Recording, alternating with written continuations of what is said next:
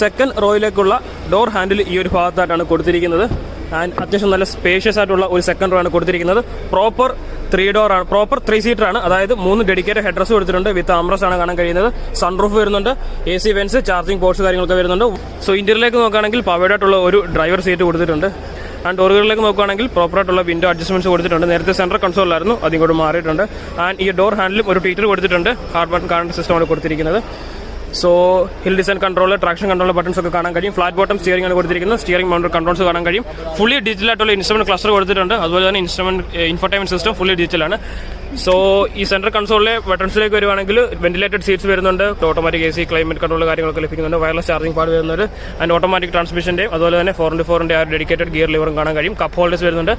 And armrest അത്യാവശ്യം നല്ല ഒരു സ്റ്റോറേജ് സ്പേസ് ഉള്ള ആംറസ്റ്റ് ആണ് വരുന്നത്. ആൻഡ് ഓട്ടോ IRVM ആണ് കൊടുത്തിരിക്കുന്നത്. സൺറൂഫിന്റെ ബട്ടൺസും കാര്യങ്ങളും കാണാൻ കഴിയും.